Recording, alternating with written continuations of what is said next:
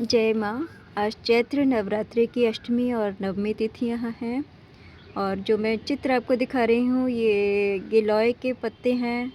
पान के पत्ते भी बहुत कुछ ऐसे ही होते हैं और हमारे शास्त्र के अनुसार गिलोय की बेल और पान की बेल ये दोनों सागर मंथन के बाद जब अमृत निकला था तो अमृत की बूंदों से उत्पन्न हुई हैं और दोनों की ही बहुत ज़्यादा मेडिसिनल वैल्यू है। इसीलिए हमारे यहाँ तांबूल को सीता जी, राधा जी सारी दिव्य शक्तियाँ भोजन के बाद ग्रहण करती हैं, क्योंकि तांबूल डाइजेशन को बिल्कुल फिट रखता है, ब्लड को डिटॉक्स करता है, मेमोरी को शार्प करता है। तो गिलोय और पान के पत्तों का हमको बहुत सेवन करना चाहिए। एक और भी बड़ी इंटरेस्टिंग बात यह है कि जब 5 गाँव पांडवों ने मांगे थे बंटवारे के समय धृतराष्ट्र से, दुर्योधन से, उनके जो नाम थे वो पानीपत, सोनीपत, इंद्रप्रस्थ और तेलपत ये थे।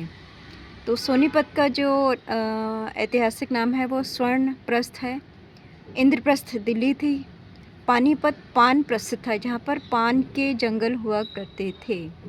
तो पान उस समय बहुत ज़्यादा इस्तेमाल किया जाता था।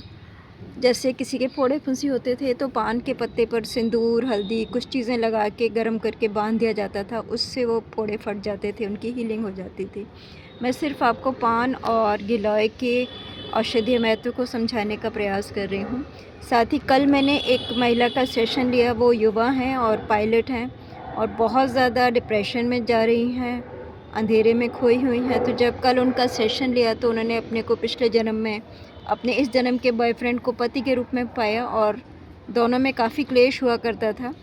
आकाशिक रिकॉर्ड देखने के लिए भी वो आकाशिक रिकॉर्ड लाइब्रेरी तक पहुंच गई, उनको अपनी पोथी मिल भी गई, लेकिन कहीं ना कहीं उनमें आत्मविश्वास की कमी थी। फिर शिवजी पार्वती जी का जब हमने ध्यान किया, उनसे प्रार्थना की, तो उन दोनों ने दर्शन दिए और उनको कहा कि तुम अपने कर्मों का फल भुगत रही हो, लेकिन हमारा आशीर्वाद तुम्हारे साथ है, हम तुम्हारे साथ हैं और तुम सब कुछ इम्प्रूव कर सकती हो। पिछले जन्म में जब उनकी मृत्यु हुई थी तब वो इंद्रलोक में गई थी, वहाँ पर परियां थीं, देवी देवता थे, सब कुछ बहुत पीसफुल, बहुत ब्यूटीफुल था।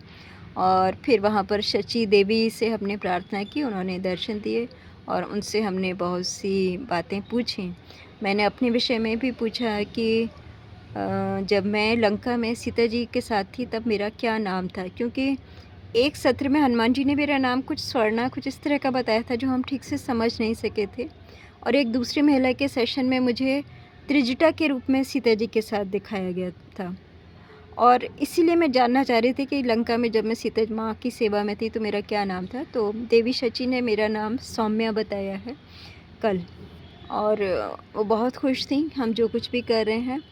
तो आप सब भी आध्यात्मिक साधना कीजिए, अध्यात्म के रास्ते पर आगे बढ़िए, सारी दिव्य शक्तियों से उनका वात्सल्य, उनका आशीर्वाद प्राप्त कीजिए, ताकि हम धरती की फ्रीक्वेंसीज़ को चेंज कर सकें, कल्कि की जो सुनहरी चेतना है उसका विस्तार कर सकें और धरती पर जाने के बाद हम दिव्य लोकों में अपने दिव्य मित्रों, दिव्य मार्गदर्शकों के साथ यहाँ से भी बेहतर जीवन जी सकें। जय माँ, जय धरती माँ, जय माँ पार्वती। ओम नमः शिवाय।